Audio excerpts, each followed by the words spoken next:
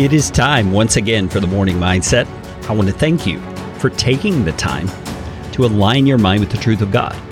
You could be doing other things right now. You could be making yourself a cup of coffee. Maybe you are as you're listening. That's wonderful.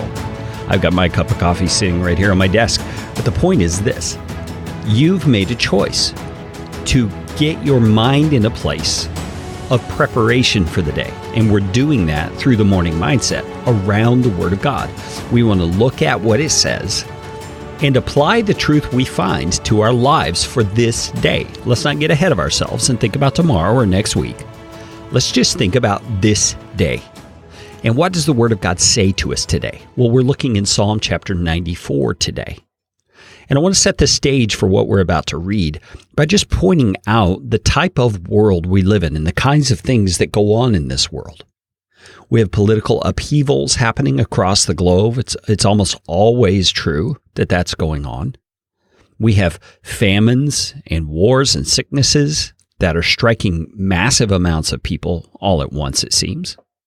We have political tension and turmoil going on in our own country, no matter what country it is that you live in. It's more close to home than just something across the globe, isn't it? We hear divisiveness and dissension and arguing and debating, and it gets so crazy you want to turn it off sometimes.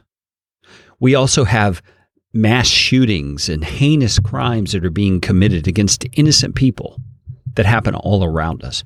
And when these kinds of things are happening on a broader scale, not to mention the personal things that are going on, like conflict in our own homes or sickness within our own family, we can start to question. We can start to question, where is God in all of this? What is God doing? Why is God allowing such things to continue? And my friends, that is a very understandable question.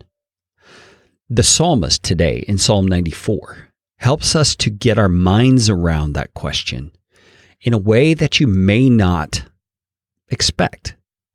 He begins in verse 8, is where I'm reading, 8 through 11. He says, "Understand, O dullest of the people. Fools, when will you be wise? He who planted the ear, does he not hear? He who formed the eye, does he not see?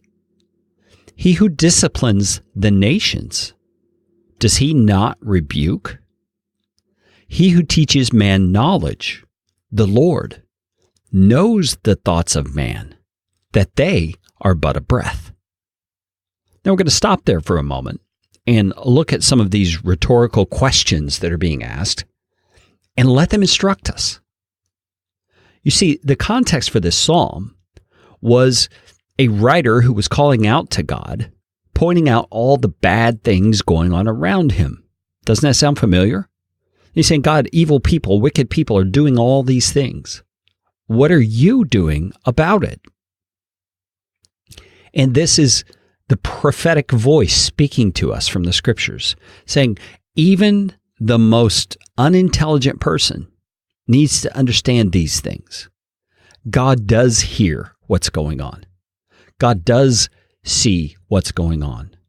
God is in the process of rebuking the things that are going on and will finally one day bring that about.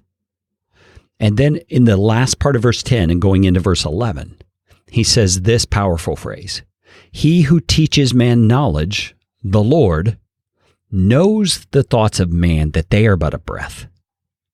Now to me, that's a little slice of humility for me when I get all up in arms asking my questions, almost on the verge of accusing God of not doing enough.